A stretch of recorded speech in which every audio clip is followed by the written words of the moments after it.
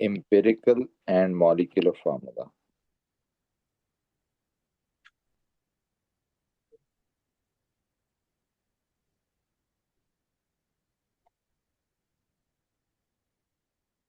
ये है जी आज का हमारा टॉपिक। मोल्स के अंदर इसको काउंट कीजिए, एम्पिरिकल एंड मॉलिक्यूलर फार्मूला। पहले मैं आपको सिंपल वर्ड्स में इन दोनों की डेफिनेशन लिखवाता हूँ।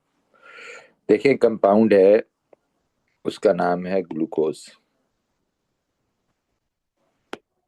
It is C6H12O6। ग्लूकोज है, sorry, and it is C6H12O6।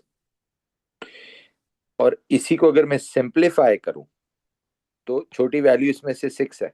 6 से अगर मैं सबको डिवाइड कर दूं, मैथ सिंप्लीफिकेशन जो होती है, तो ये बन जाएगा CH2O। ये बन गया, this is called molecular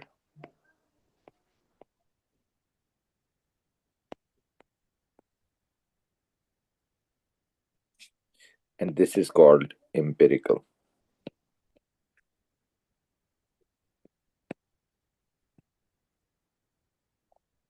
So I hope you understand कि जो कोई एक कंपाउंड का वो फार्मूला जो सिर्फ सिंपलेस्ट रेशियो बताता है, आप कहते हैं ये उसका एम्पिरिकल फार्मूला है, और जो एक्चुअल नंबर ऑफ एटम्स बताता है, आप उसे इसको मॉलिक्यूलर फार्मूला कहते हैं। ये हमने पहले भी किया है थोड़ा बहुत। जैसे बेंजीन है, ये कंपाउंड है। अगर आप इसका एक्चुअल फार्मूला देखें तो 6 कार्बन 6 हाइड्रोजन होते हैं, लेकिन अगर आप इसको सिंप्लीफाई करें तो ये CH बन जाता है। This is the empirical, right. So her compound, जो भी बड़े बड़े ऑर्गेनिक कंपाउंड्स होते हैं, उनमें यही होता है। लेकिन जरूरी नहीं है दोनों का अलग हो। जैसे एक कंपाउंड है वाटर, आप कहते हैं उसका empirical formula H2O, molecular formula H2O। तो जरूरी नहीं है हर एक का अलग एम्पिरिकल और अलग मॉलिक्यूलर। कुछ कंपाउंड पहले ही सिंपलेस्ट रेशो में एग्जिस्ट कर रहे होते हैं, तो उनका एम्पिरिकल और मॉलिक्यूलर फार्मूला सेम भी हो जाता है। सारे आयनिक कंपाउंड का एम्पिरिकल और मॉलिक्यूलर फार्मूला हमेशा सेम होता है, राइट। तो अब इसको मैं डेफिनेशन में बता देता हूं कि formula, the formula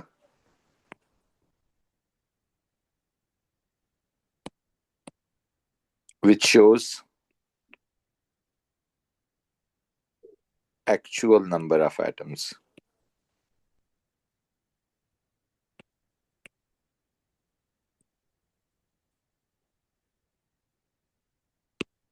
present in a compound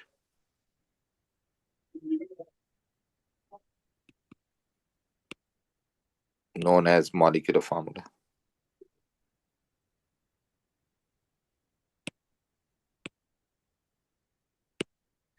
जो एक्चुअल नंबर ऑफ एटम्स बताता है उसे मॉलिक्यूलर फार्मूला कहते हैं, and the formula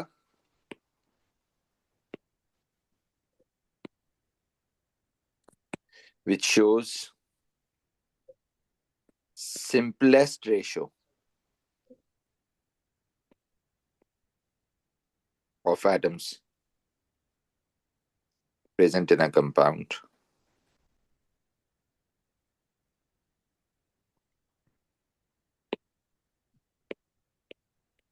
known as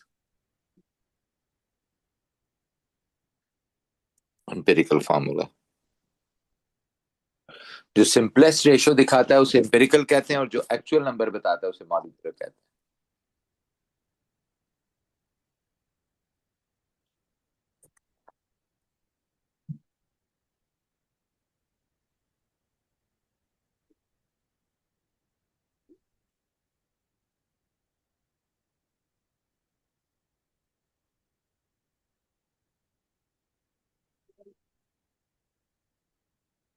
ये जी, Why do we use an empirical formula? मैं भी एक्सप्लेन करता हूँ। क्योंकि जो सिंपलेस्ट रेशियो, मैं भी बताता हूँ, ये भी आपको खुद ही समझ आ जाएगा। एक जस्ट 2 मिनट। अब adding the determination of empirical and molecular formula.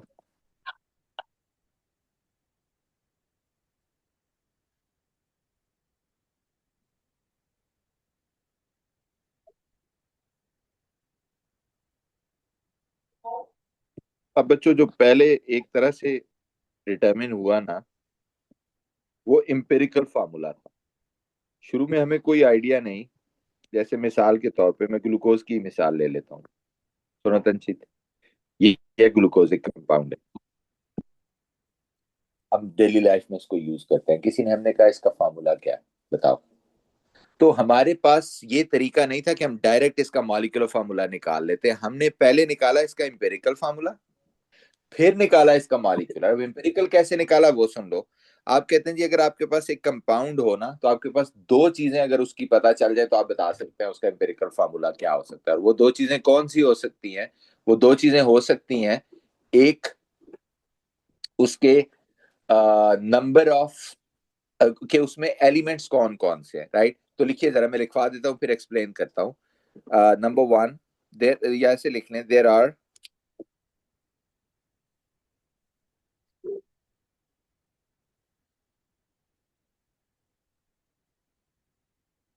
To things needed to determine empirical formula.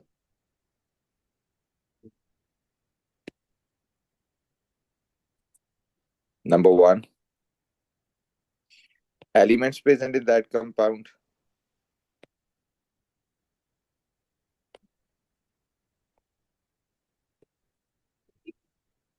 And number two, mass or percentage by mass.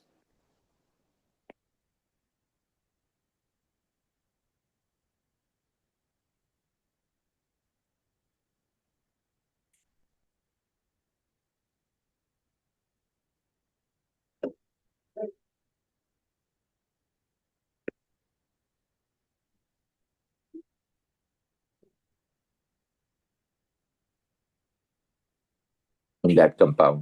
अब सुने क्या मतलब है इसका। तंजीब सुनो, मैंने आपको कहा ये पेन है, ये नजर आ रहा है एप्पल पेन। मैंने कहा ये ग्लूकोज है, आपको इसका फार्मूला डिटरमिन करना है। आप कहते हैं इंपेरिकल या मॉलिक्यूलर, मैं कहूंगा पहले इंपेरिकल फिर मॉलिक्यूलर। आप कहते हैं जी मेरे पास दो इंफॉर्मेशन होना जरूरी है कि आपका ये ग्लूकोज या जो भी कंपाउंड है कि कौन कौन से एलिमेंट्स हैं इसमें, कार्बन है, हाइड्रोजन है, ऑक्सीजन है, क्या है। और दूसरा उनका मास।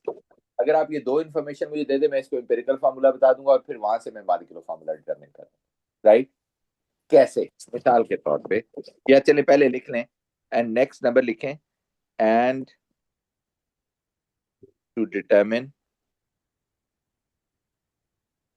Molecular formula,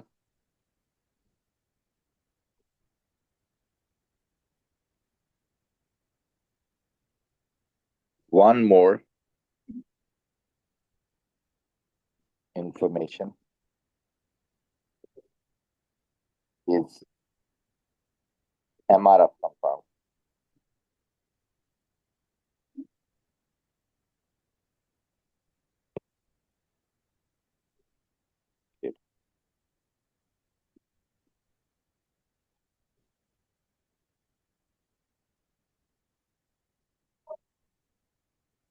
molecular mass of a compound is needed.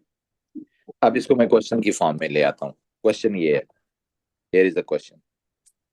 A compound, ये लिख लीजिए क्वेश्चन मेरे साथ बच्चों। X contains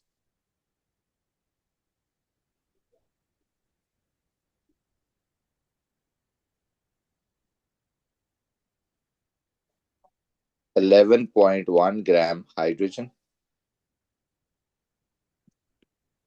and 88.9 gram of oxygen by mass.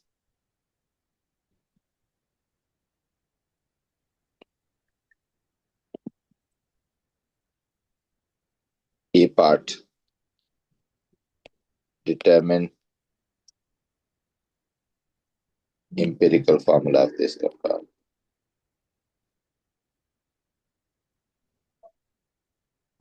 अब देखो तंशीद, आपको हमें कुछ नहीं पता, उसने सिर्फ बता दिया कि दो एलिमेंट्स हैं इस कंपाउंड में। ये कंपाउंड एक्स है, दो एलिमेंट्स हैं, एक हाइड्रोजन और एक ऑक्सीजन। क्या पता, पहली कंडीशन है क्या हमें पता है इसमें कौन कौन से एलिमेंट्स हैं? यस। क्या हमें उन दोनों के मैसेज भी पता है? हम कहते हैं यस। आप कहते हैं फिर आप एम्पिरिकल फार्मूला बता सकते हैं, ठीक है। और एम्पिरिकल आ गया तो हम माली के लिए भी निकाल लेंगे। Okay, so that's how it goes कि स्टेप वाइज हमें जाना होता है। पहले हमें उसकी सिंपलेस्ट रेशियो देखनी होती है, फिर जब वो मिल जाती है तो फिर हम उसका एक्चुअल फार्मूला भी ढूंढ लेते हैं, राइट।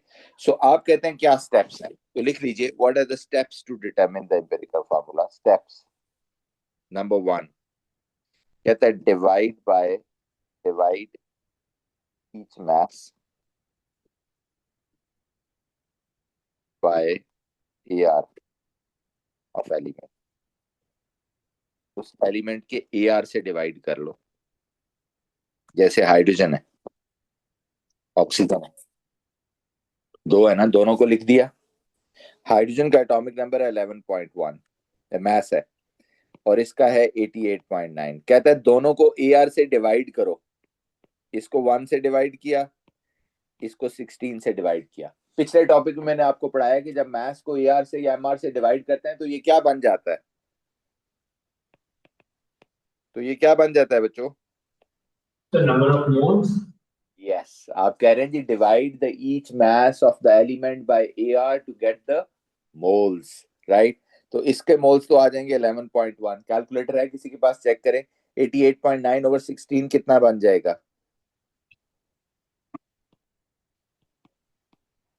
5.56 है, देखें क्या आता है। 5.5. ओके, 5.56 लेट्स से, या 55। दूसरा, find the simplest ratio of moles. Find, अब मोल्स आ गए ना, ये दोनों के मोल्स हैं, लेकिन हमें तो सिंपलेस्ट रेशियो ऑफ मोल्स चाहिए।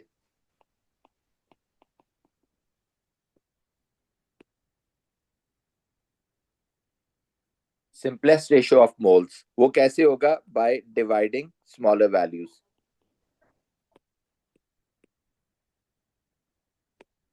जो भी इनमें से स्मॉलेस्ट वैल्यू है उससे डिवाइड कर दें तो आपके पास सिंपलेस्ट रेशियो ऑफ मोल्स आ जाएगा। इन दोनों में से छोटी वैल्यू 5.56 है, उससे दोनों को डिवाइड कर देते हैं। एक तो आंसर आ जाएगा 1, 11.1 और 5.56। क्या आंसर आता है बच्चों? एग्जैक्ट देखना जो आता है। 1.996.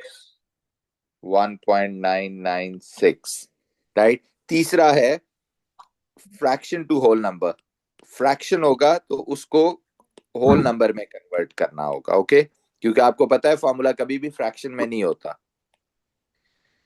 अब उसके दो तरीके हैं, या तो इसको राउंड ऑफ कर लो, जैसे 1.99 तो राउंड ऑफ हो जाएगा। अगर ना राउंड ऑफ हो तो किसी नंबर से मल्टीप्लाई कर लो, 2 या 3 से, ओके। ये तो वैसे ही राउंड ऑफ हो जाएगा, ओके। ये बन गया 2, ये बन गया 1, ओके।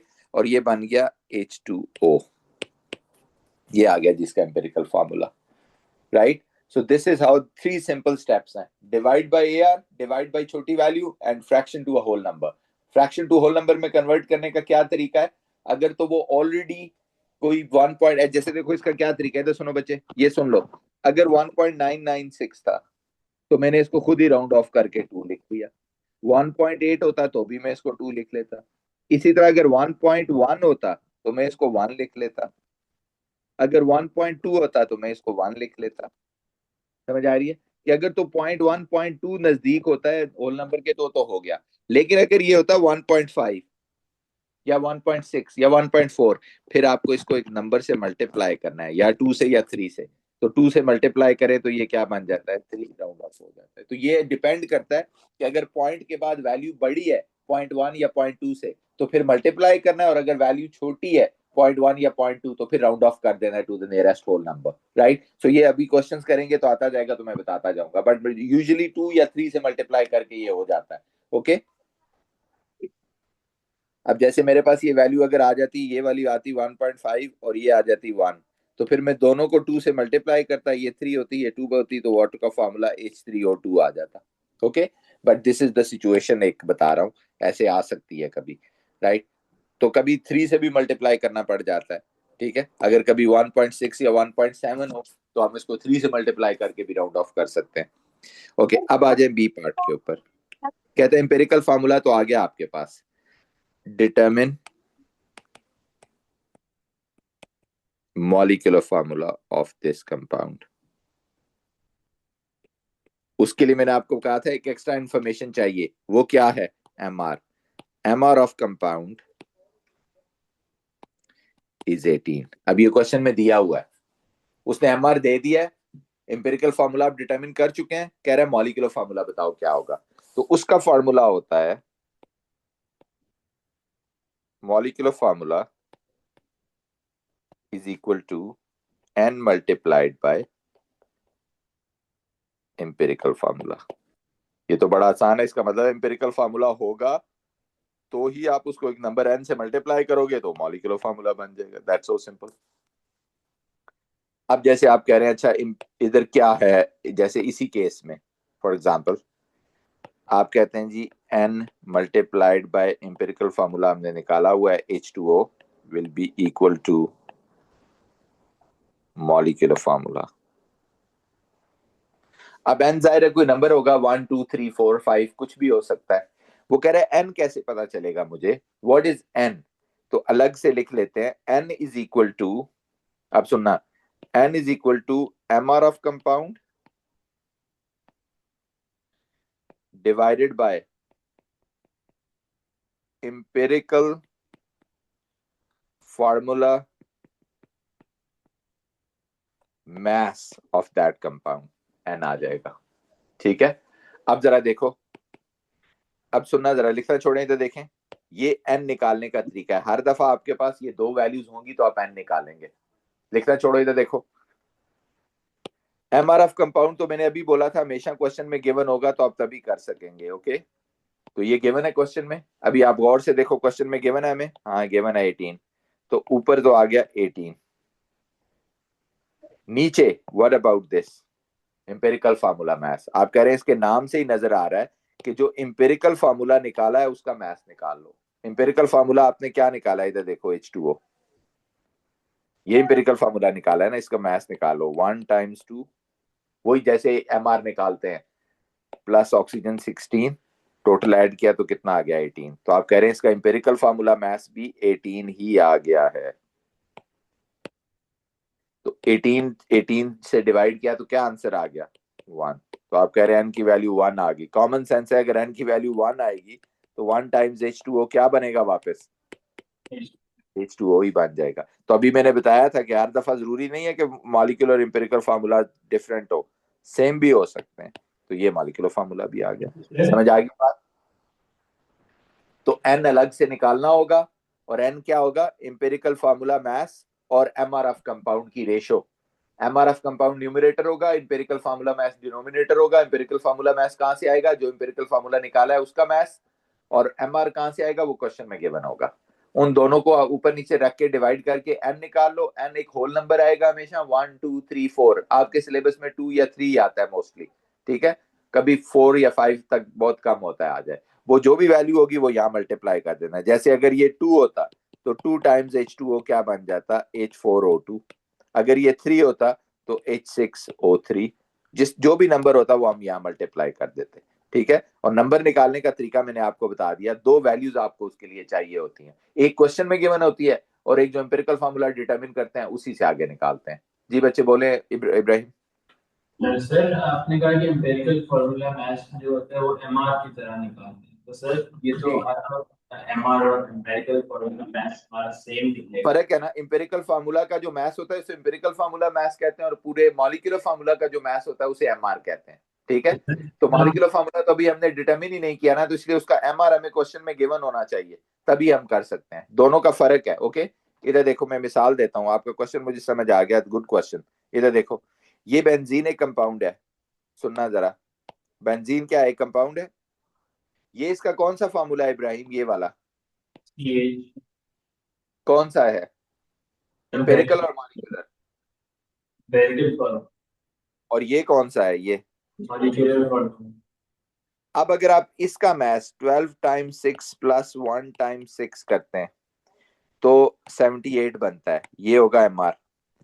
और अगर आप इसका मैथ्स करते हैं 12 प्लस 1 इज इक्वल टू 13, ये होगा एम्पिरिकल फार्मूला मैथ्स। अब आपको समझ आ गई आपको एम्पिरिकल फार्मूला मैथ्स क्या होता है और मॉलिक्यूलर मैथ्स क्या होता है।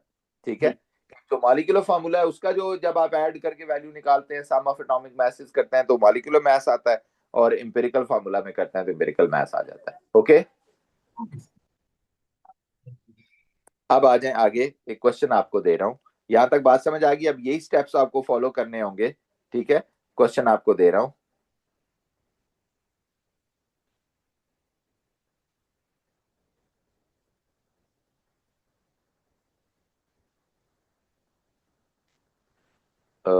ये आपके ग्रुप पे भी डाल रहा हूं।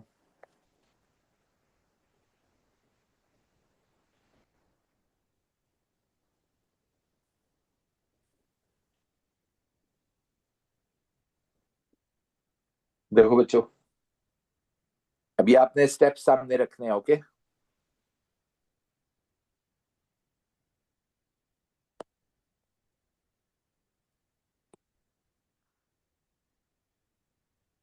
ये देखें, ये जैसे ये देखें,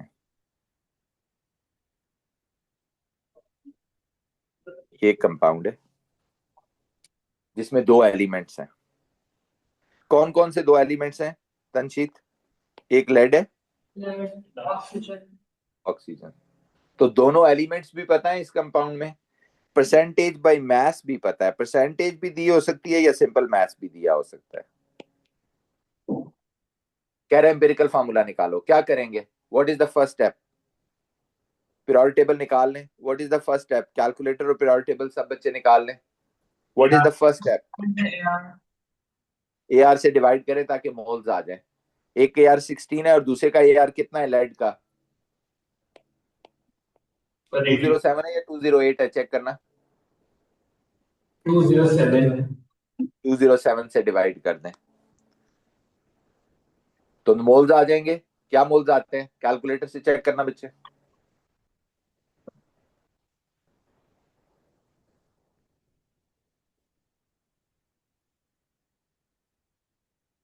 Sir, 0.427 for that. 0.4, 37. और दूसरी तरफ 0.583. 583। 3. अब इन दोनों में से छोटी वैल्यू कौन सी है? 0.427. उससे दोनों को डिवाइड कर दें।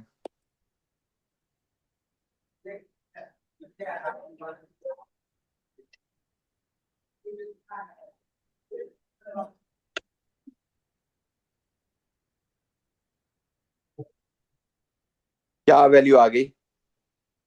एक 1 है और एक क्या है? एक 1 पॉइंट 1.33. और दूसरी क्या है? 1 है। अब मैंने आपको बताया था अगर 1.1 या 1.2 होता है तो हम इसको राउंड ऑफ कर लेते, लेकिन 1.33 को मल्टीप्लाई करना होगा एक ऐसे नंबर से कि ये राउंड ऑफ हो जाए, तो 3 से मल्टीप्लाई कर देते हैं। 2 से करेंगे तो नहीं होगा, 3 से करोगे तो क्या बन जाएगा? 3.999 समथिंग, तो वो 4 हो जाएगा। तो लेड और दोनों से मल्टीप्लाई करना होगा, 3 और एक 4 बन जाएगा। तो Pb3O4 is the formula of this compound. I hope you got it. पूरा क्वेश्चन प्लीज लिखना है आपने।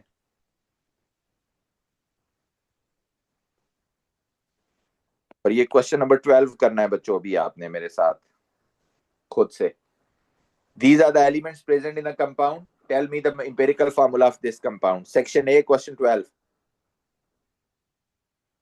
इसी तरह लिखें जिस तरह मैं लिखता होता हूं। Fe लिखें, S लिखें, O लिखें, H लिखें,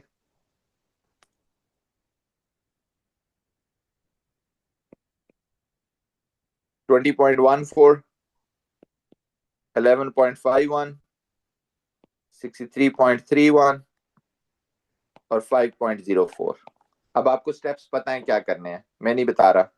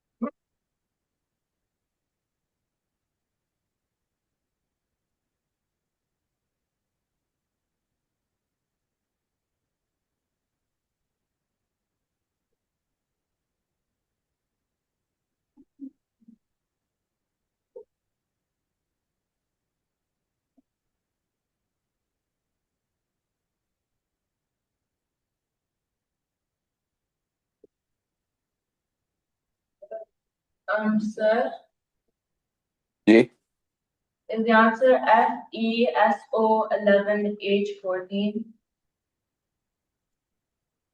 No, I don't think so. Let me check.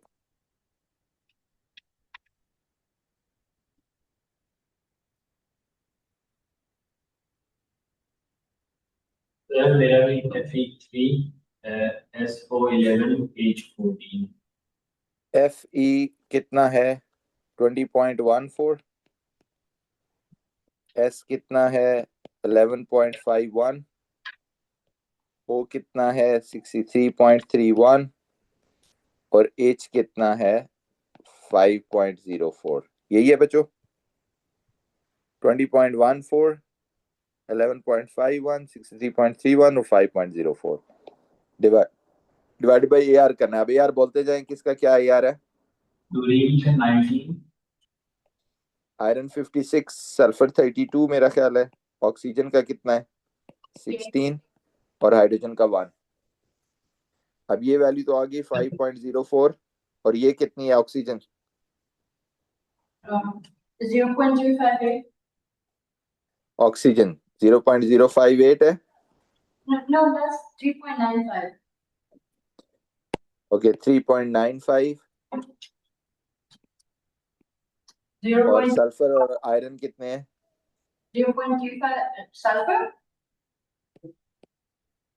और iron Sir, that's 0.358. 35। No, you've written it. आपने उल्टा लिखा है. Sulfur is 0.358 एक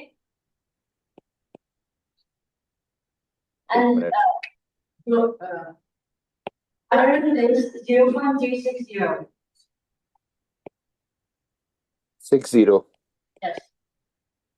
No, ओके 0.360. 0.360. Mike.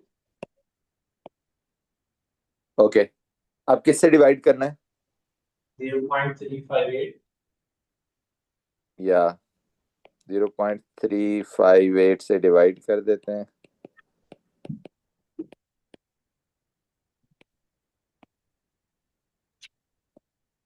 ये 1 ये 1 और 3.95 और 0.358 कितना होता है?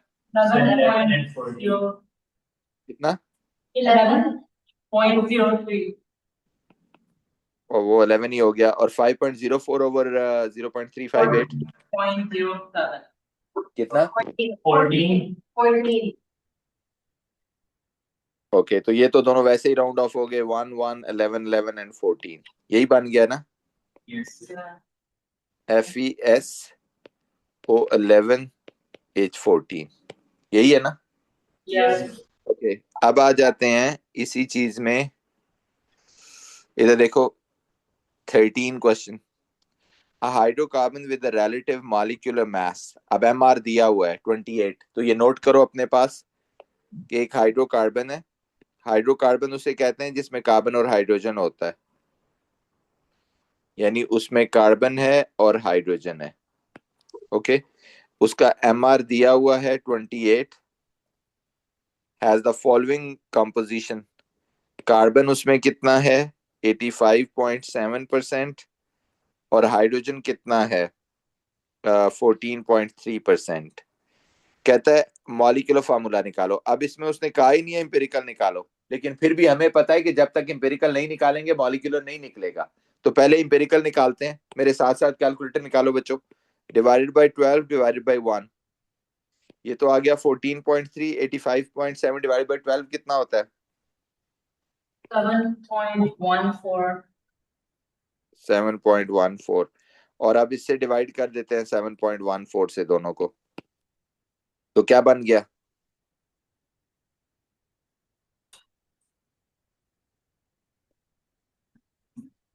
यही बना है।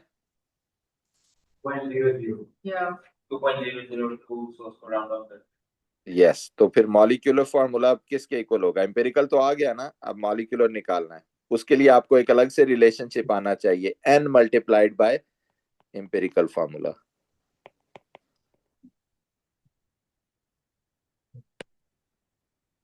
n तो पता नहीं है,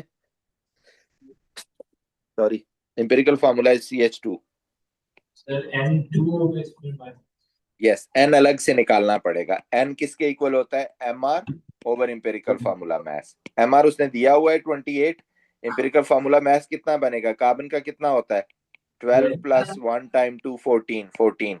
तो यस 2 बन गया जी। तो वो 2 इधर लिख देते हैं और ये बन जाएगा C2H4।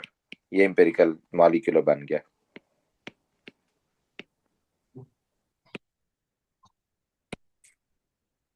Got it? yes sir. अब इसमें जल्दी से मुझे इसका निकाल के दो, ये वाला 15। ये 15 का मॉलिक्यूलर फार्मूला निकालना है। Okay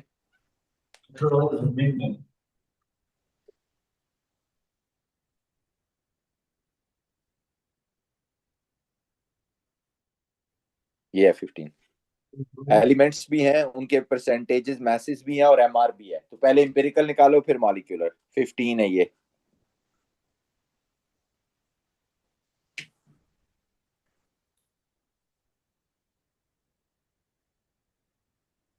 So we find the molecular formula.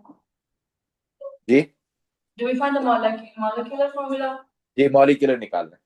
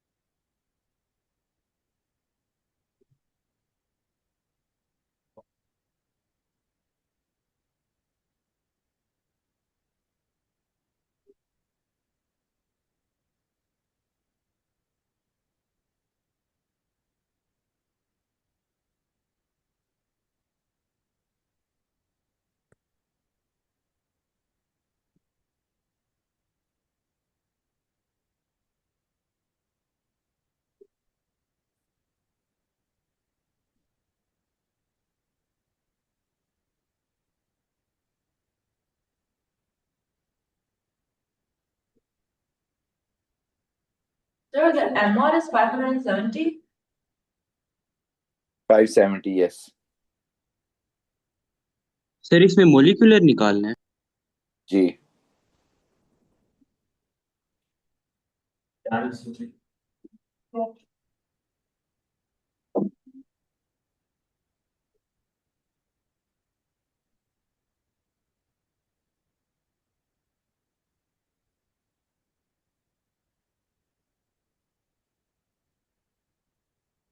जी बच्चे।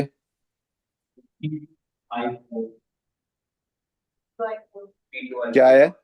P2Y4. ओके आपने किया कैसे होगा? फास्फोरस लिया होगा, ऑक्सीजन लिया होगा। फास्फोरस है 10.88, ऑक्सीजन है नहीं सॉरी ऑक्सीजन कह रहा हूँ, आयोडीन है कितना? 89.12। इसको इसके यार से डिवाइड किया होगा 31 से, इसको इसके यार से डिवाइड किया होगा कितना इसका यार आयोडीन का? 127। ओके क्या वैल्यूज आती हैं? 0.35 for phosphorus and for iodine 0.70. Okay 0.35 से दोनों को डिवाइड कर दिया होगा 1 एंड 2, तो Pi2 बन गया। फिर मॉलिक्यूलर फार्मूला के लिए क्या किया होगा? n मल्टीप्लाइड बाई Pi2 किया होगा। n की वैल्यू क्या निकाली है? n जो है वो 570 divided by phosphorus 31 plus 127 times 2, तो कितना बनता है ये? 285। तो ये वैल्यू 2 आ गई, तो 2 यहाँ डाल दिया इंटू Pi2, तो ये बन गया P2I4। यही बना है। This is the molecular formula. अब बच्चों इसी वर्कशीट का क्वेश्चन नंबर 24 तक आपका होमवर्क है, ओके, और ये कल ही ड्यू है आपका 1 to 24, ठीक है। कल मोल्स का हम दूसरा सेक्शन करेंगे जिसमें इक्वेशंस और मोलर इक्वेशंस और सारा कुछ होता है, ठीक है। ये इसी का ये आपने कल कुछ क्वेश्चन 24 तक कंप्लीट करके लाना है। कोई सवाल है तो पूछ रहे हैं जी हरीम। सर आप दोबारा से बता सकते हैं एन कैसे हमें हमारे पास एन आएगा? देखो बच्चे, दो चीजों की रेशो होती है ना, एमआर की ओवर इंपेरिकल फार्मूला मैथ्स की। एमआर देखो गिवन था क्वेश्चन में, ये 570, वो मैंने वहां से लेके यहाँ डाल दिया,